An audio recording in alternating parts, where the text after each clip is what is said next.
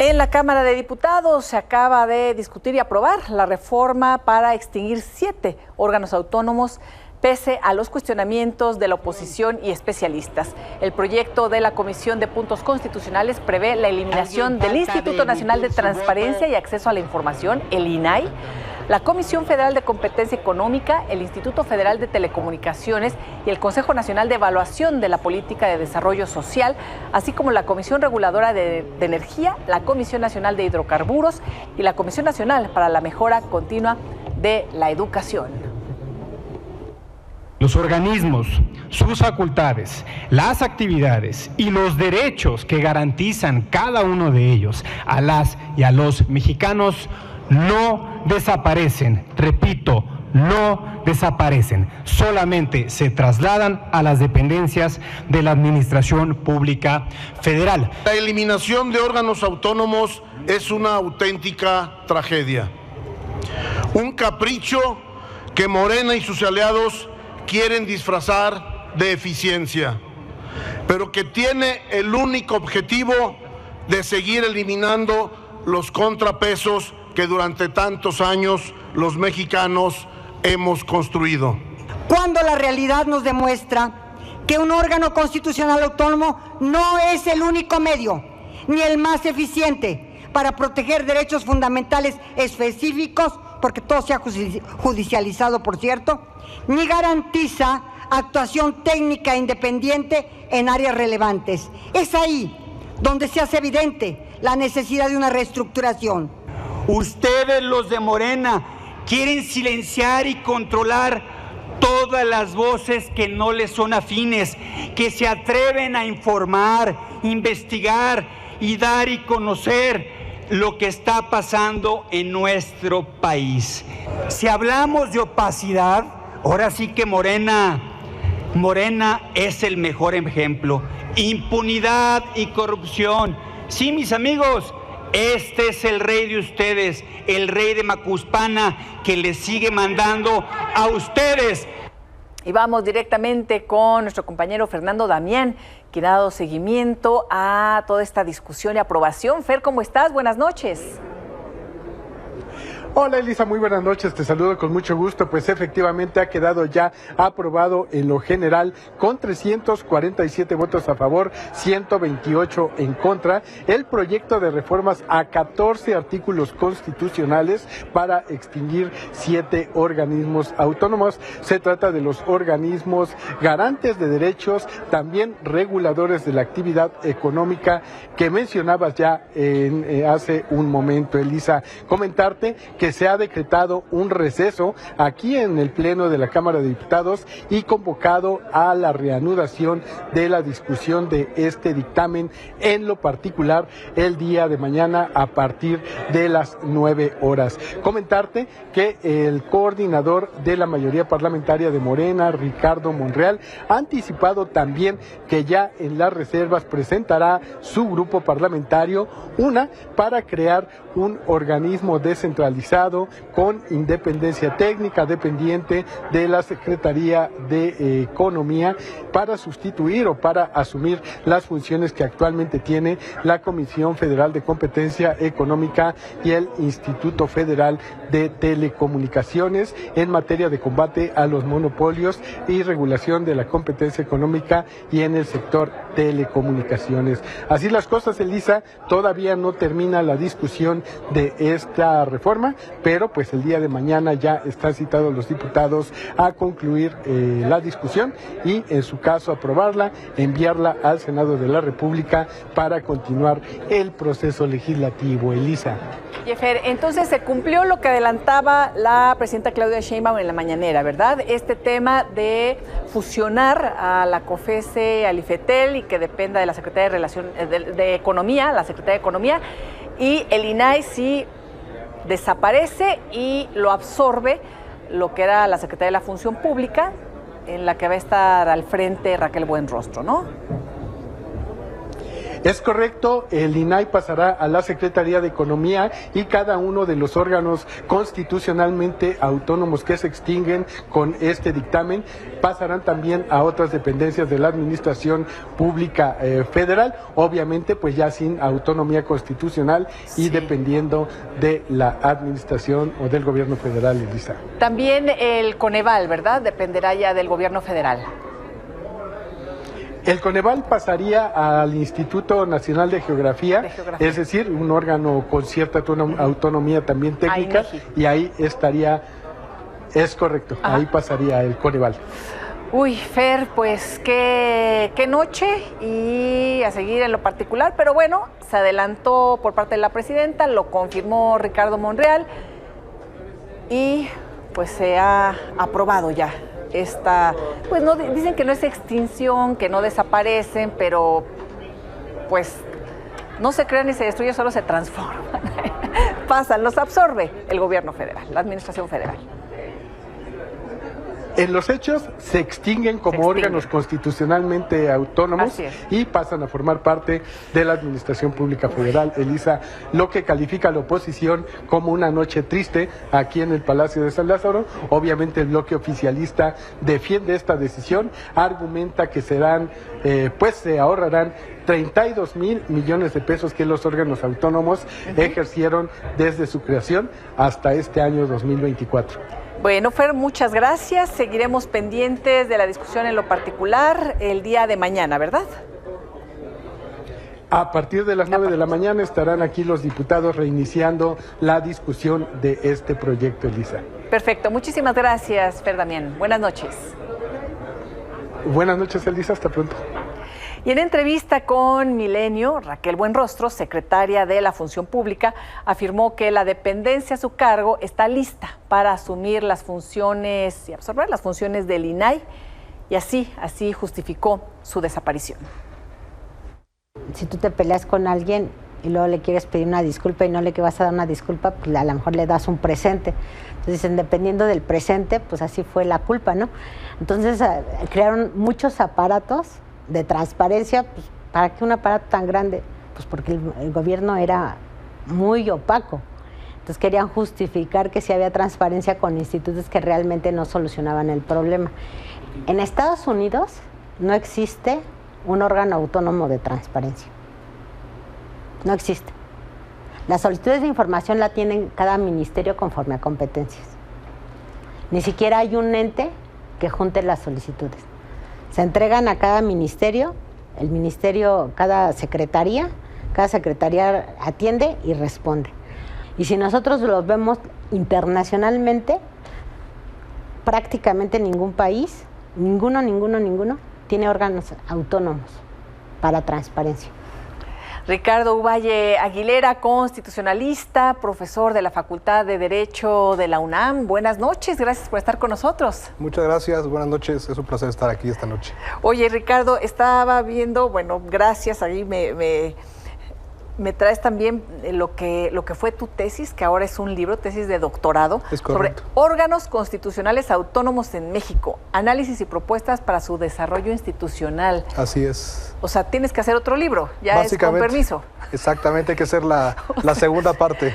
La segunda parte, y veías ahorita las reacciones, parte de lo que hemos pasado, de la discusión que hubo ahorita en la Cámara de Diputados, lo que decía Olga Sánchez Cordero, lo que comentaba ahorita Raquel Buenrostro, claro, la secretaria, y yo nada más te veía así. ¿Qué opinas de todo esto y de lo que se dijo y has escuchado como súper experto en la materia? Bueno, pues la verdad es que, como tú bien dices, pareciera lo que se revela es un desconocimiento generalizado de la naturaleza de los órganos constitucionales autónomos. Un ¿Desconocimiento o retórica oficial que les funciona, diciendo no son transparentes, en Estados Unidos eso no existe, había corrupción, vamos a ahorrar dinero? Claro. No, mira, yo creo que sí podemos hablar de un desconocimiento, pero por supuesto que ese desconocimiento se nutre por una retórica política que no ve con buenos ojos los contrapesos. Entonces, el desconocimiento tiene que ver, por ejemplo, lo que decían de que en Estados Unidos no hay órgano de transparencia, pero también las sanciones para las instituciones del gobierno que no transparentan su información pública, pues tienen consecuencias mucho más grandes que las que tienen en México. Y esas sanciones no se las imponen ellos mismos. Exactamente. No son juez y parte. Totalmente. Digamos que hay contrapesos. Nuevamente volvemos a lo mismo. Y bueno, en lo particular, pues los periodistas sí podemos dar testimonio de la importancia, con sus fallas, con las cosas que podrían mejorarse, por supuesto, pero en el caso concreto del INAI ha sido una pieza fundamental para poder realizar investigaciones periodísticas a fondo sobre los presupuestos, los desvíos de recursos y los grandes escándalos en administraciones anteriores y en esta. Totalmente. Y el problema justamente que señalas del INAI es que la Constitución lo reconoce como un órgano garante. Entonces, al ser garante, básicamente es el responsable de que el derecho de acceso a la información sea efectivo. Y además que la política pública de transparencia permita lo que tú bien señalas, que periodistas y sociedad civil tengan acceso a la información pública. Ahora, vemos aquí algunos temas o matices, por ejemplo, en relación a la COFESE y a IFETEL, en donde se van a sumar y los absorberá la Secretaría de Economía como órgano desconcentrado. ¿Qué significa eso? ¿Eso es una buena noticia o sigue siendo pues parte de la estructura de la Administración Federal? Pues mira, si nosotros nos ponemos a revisar la historia de cómo se crearon estos órganos constitucionales autónomos, la mayoría de ellos nace de las secretarías de Estado, después se vuelven desconcentrados, descentralizados y órganos autónomos. Es un proceso de desarrollo institucional que costó 34 años. Con la reforma lo que ahora ocurre es que de un plumazo regresamos de los constitucionales autónomos a los centralizados en algunos casos, y en este órgano que se propone de naturaleza descentralizada, que se plantea que va a tener una especie de autonomía, tendría la misma naturaleza, por ejemplo, que el Instituto Mexicano del Seguro Social. Que el IMSS. Exactamente. Pero la naturaleza así que de autónomos, pues... Pero no lo son, porque el titular de ese órgano va a ser designado directamente por el presidente o presidenta. Que es parte, bueno, de estas estructuras que hemos estudiado, ¿no? En tu caso con órganos autónomos, en mi caso con medios públicos, en donde estructuralmente, mientras sean designadas las cabezas por parte del Ejecutivo Federal, por ejemplo, pues existe, por supuesto, estructuralmente no está dada...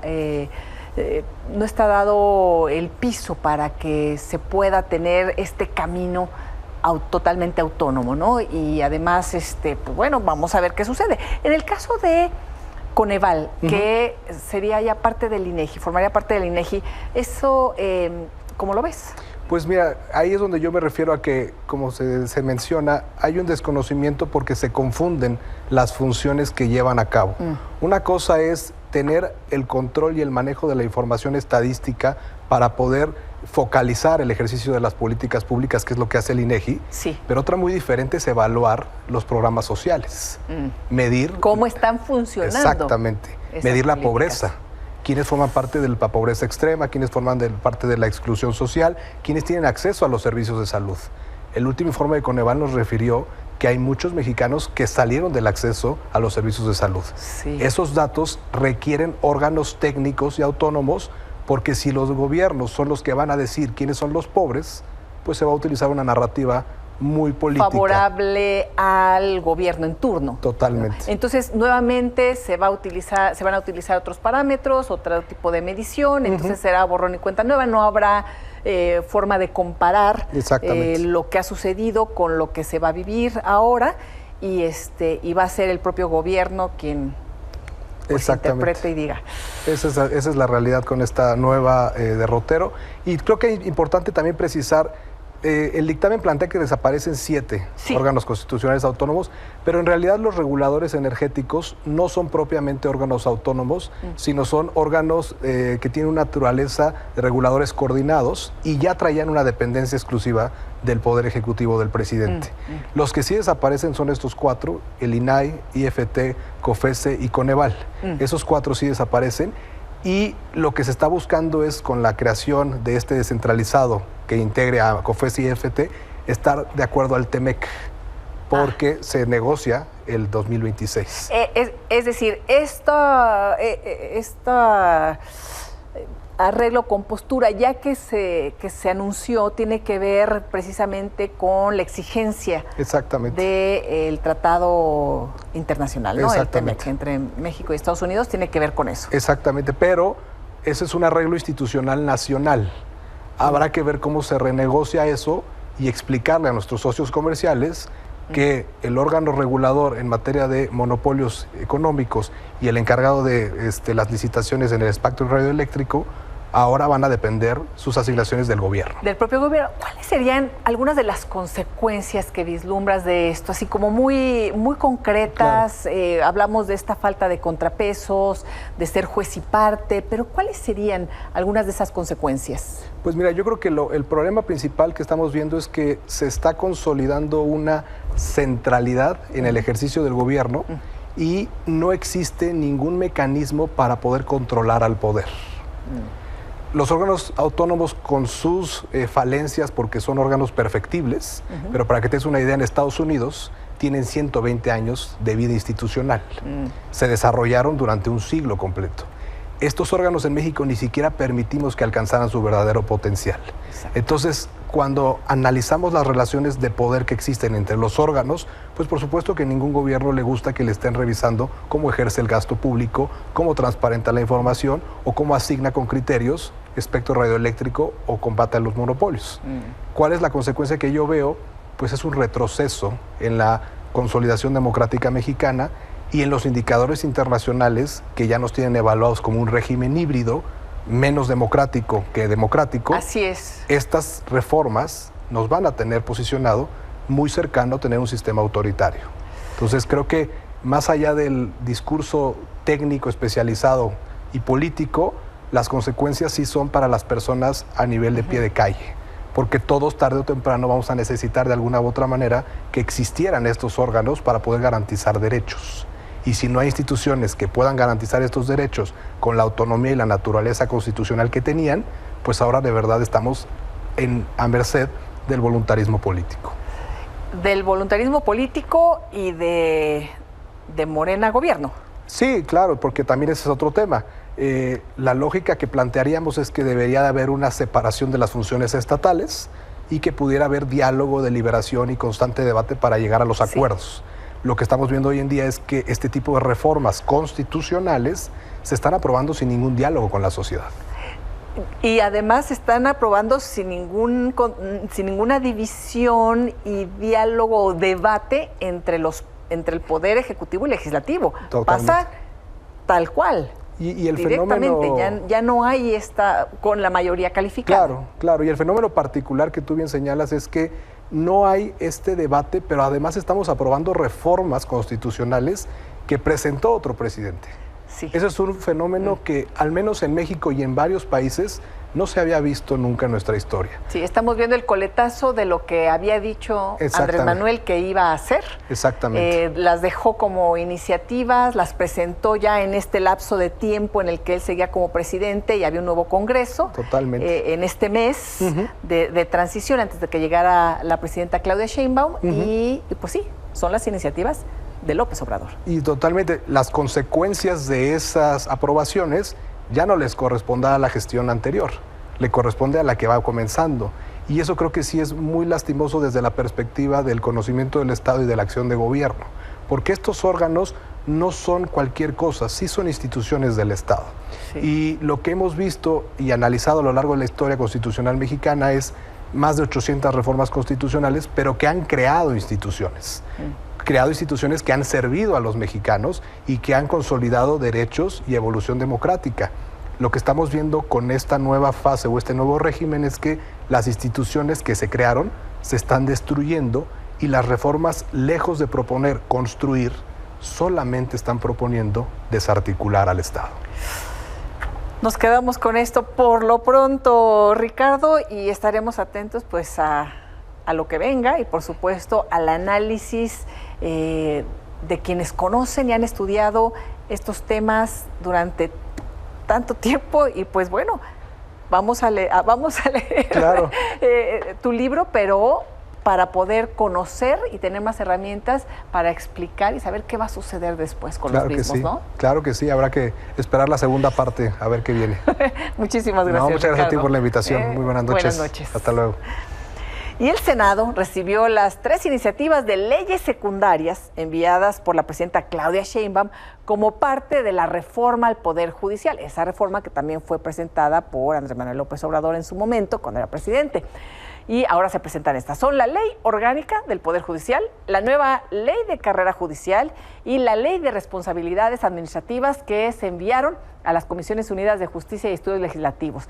Las leyes buscan establecer los procesos y reglamentos con los cuales pues, se van a realizar sus funciones los nuevos jueces, juezas, ministros, ministras, en fin, que sean electos por voto popular cuando sean electos por voto popular.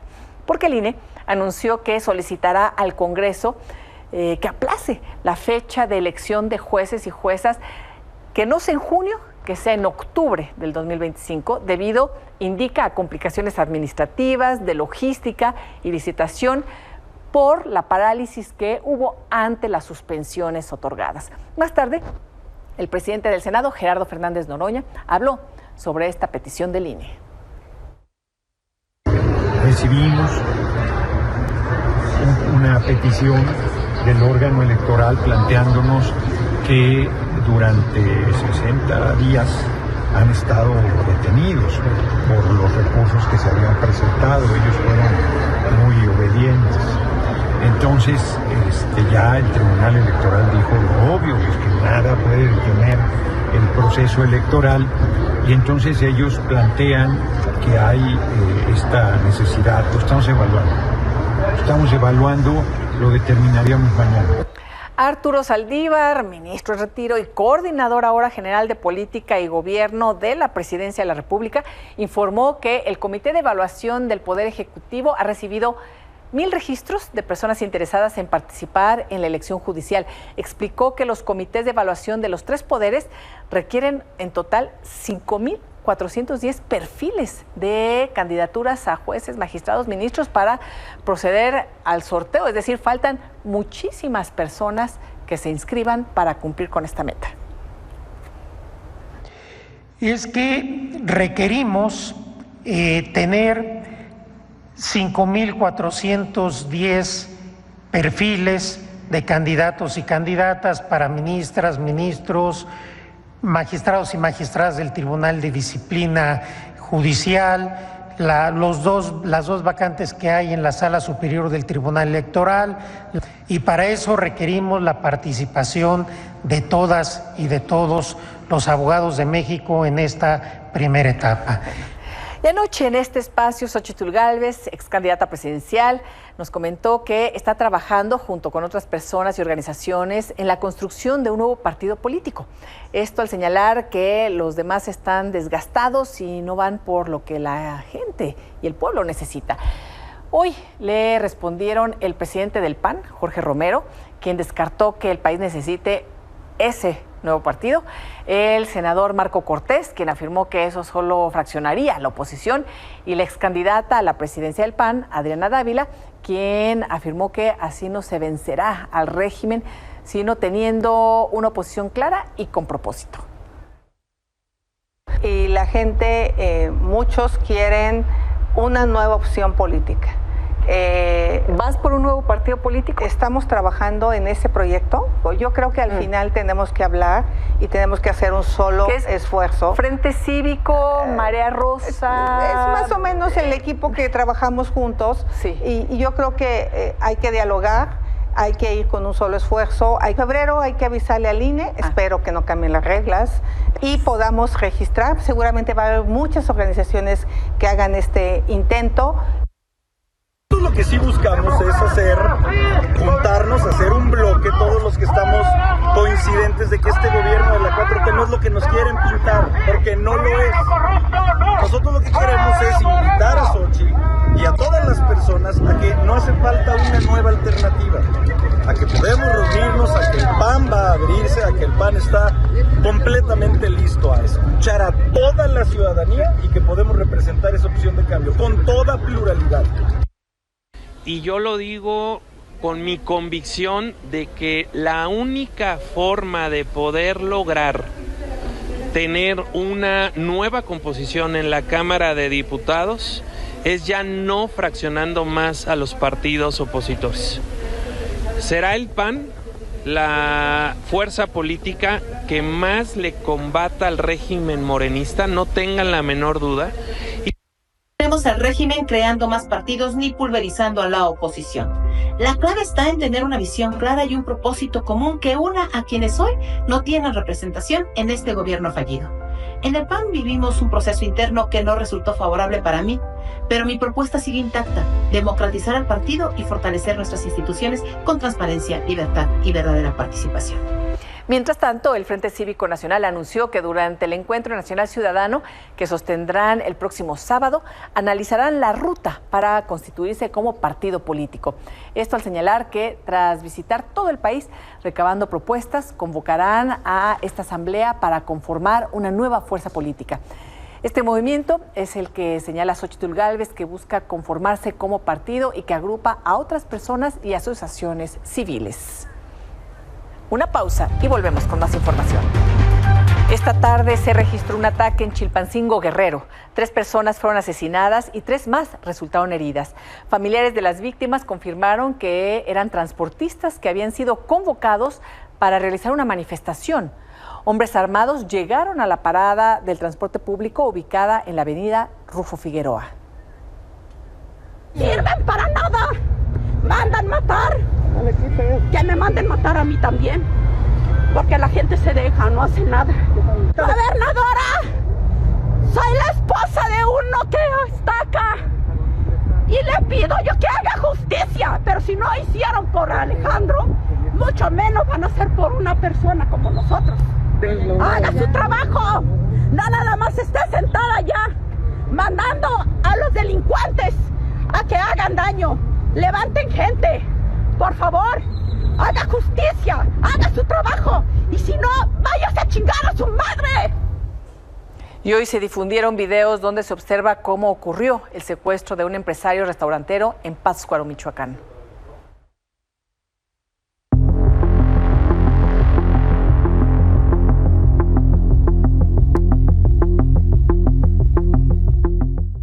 Hoy se difundieron las imágenes del secuestro del empresario restaurantero Tariacuri Hernández, ocurrido el 18 de noviembre. Cuando la víctima se encontraba en el restaurante El Gran Tariacuri, ubicado en la localidad de Surumútaro, en Pátzcuaro, Michoacán, hasta donde llegó un grupo armado. Fue a las 4:38 de la tarde cuando 5 hombres, presuntos miembros del cártel Jalisco Nueva Generación, entraron al sitio con armas largas y chalecos antibalas. Las personas que los vieron corrieron, mientras que un sujeto metió al valet parking a quien se le ve con un chaleco naranja. Ya adentro, en donde estaban las mesas y la barra, la gente se esconde bajo las mesas al ver a los hombres armados que buscan al empresario. En otra imagen, se ve cuando varios niños que están en la zona de juegos y junto con algunos adultos se tiran al suelo ante la presencia de los hombres armados. A las 4:41 de la tarde, el empresario es sacado del sitio y los hombres armados salen detrás. A la salida se enfrentarían con una patrulla de la Guardia Civil que intentó detener el secuestro sin éxito.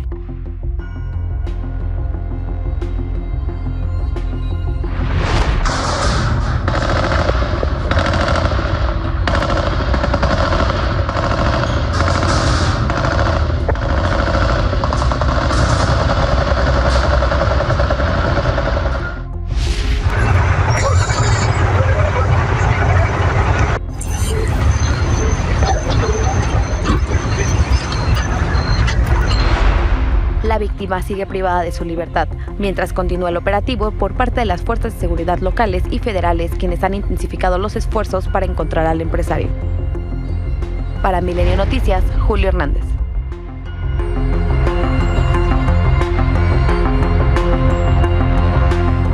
Cinco personas asesinadas y varios lesionados fue el saldo que dejó la jornada violenta en Sinaloa. En la sindicatura de Aguaruto, 2 vehículos intercambiaron disparos. En la colonia Gustavo Díaz Ordaz, un hombre reportó que intentaban incendiar su casa. Sobre la carretera Culiacán-El Dorado fue localizado el cuerpo de un hombre. La víctima era hijo de un custodio retirado. En la misma zona, 2 hombres fueron trasladados al hospital. Uno de ellos falleció. Y en la colonia costera, los cuerpos de 2 hombres fueron encontrados esposados y con signos de tortura.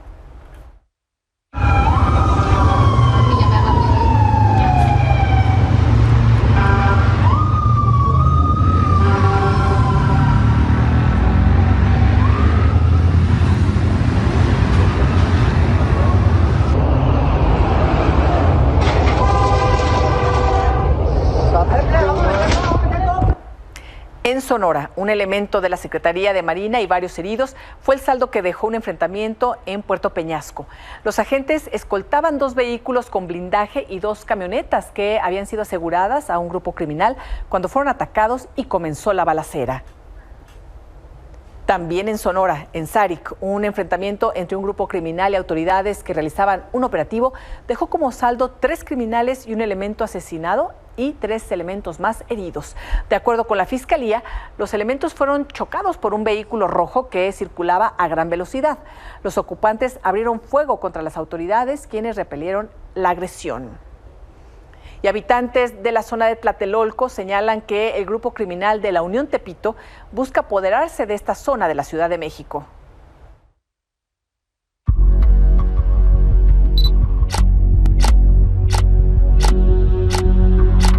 El incendio en un departamento del complejo Tlatelolco dejó a la vista las intenciones de la Unión Tepito de apoderarse de esta zona emblemática de la Ciudad de México.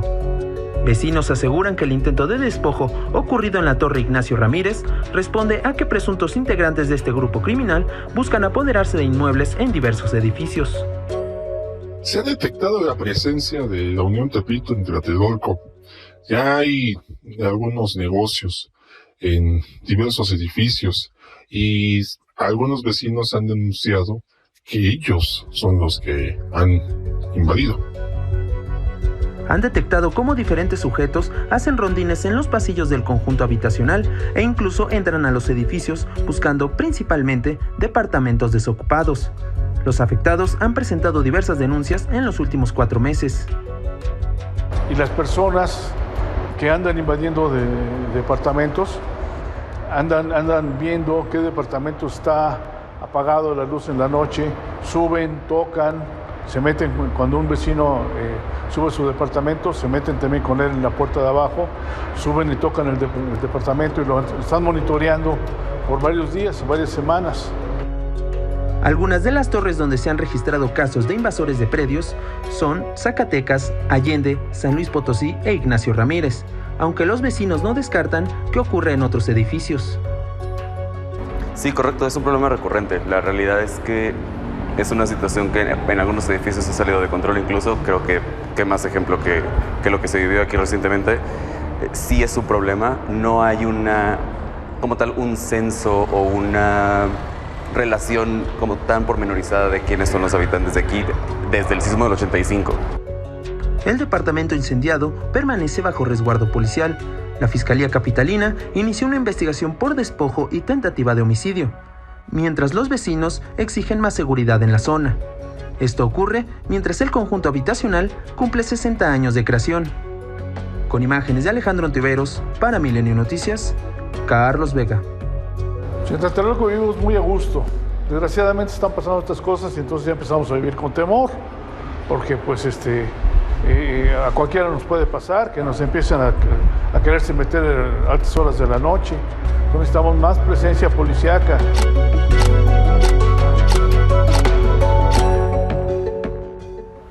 Una pausa y volvemos.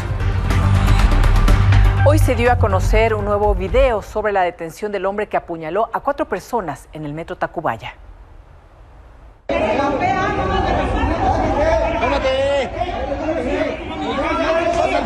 Es el momento en que elementos de la Policía Preventiva y la Policía Auxiliar de la Secretaría de Seguridad Ciudadana pelean la detención de Kevin N., responsable del ataque a 4 usuarios del metro en la estación Tacubaya de la línea 7 la tarde de este martes. En el video se observa cómo algunos policías tienen sometido al detenido, mientras otros lanzan gritos e incluso uno de ellos le da un empujón a otro uniformado. Tras este hecho, la Secretaría de Seguridad Ciudadana informó que la Dirección General de Asuntos Internos ya tomó conocimiento y se abrió una carpeta de investigación. El ataque dejó un saldo de 4 personas lesionadas. Plácido Martín, de 63 años, con heridas en la barbilla, nuca y un golpe en el ojo. Roberto Ruiz, de 32 años, se encuentra grave pero estable. José Manuel Hernández, con lesiones en el vaso y la espalda. Y Carlos Limón, de 59 años, con una fractura en el brazo izquierdo. 2 de los 4 lesionados ya fueron dados de alta. Uno de ellos, el señor Plácido Martín, de 63 años de edad, quien salió la noche de este martes del Rubén Leñero y contó cómo vivió este hecho. Yo estaba casi al final del último vagón del metro, cuando escucho gritos a la mitad donde están las escaleras, de todas las muchachas, todos estaban ahí presentes para esperar el tren. Y yo pensé que se andaban peleando, como siempre se pelean hacia golpes. Yo dije, ¿es eso, no? Y ya de eso ya empiezan a correr 2 hacia donde yo estoy.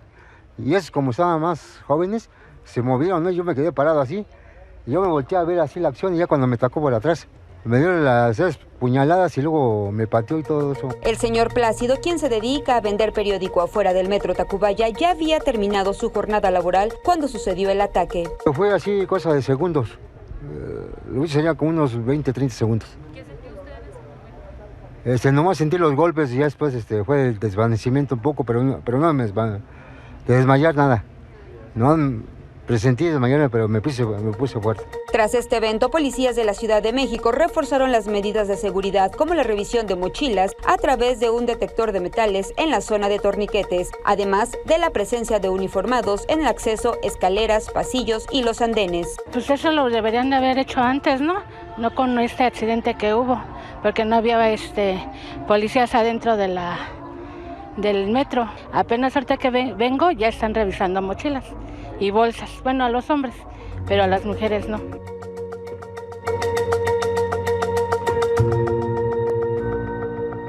De los 4 heridos en este ataque, 2 siguen internados. Roberto, quien fue trasladado al hospital de Joco tras recibir atención inicial en el Rubén Leñero.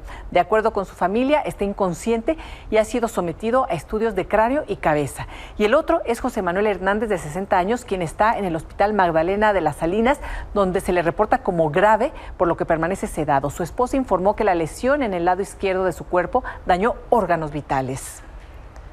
Hasta aquí la información, gracias por su atención. Lo espero mañana en este espacio de noticias. Hasta entonces, buenas noches.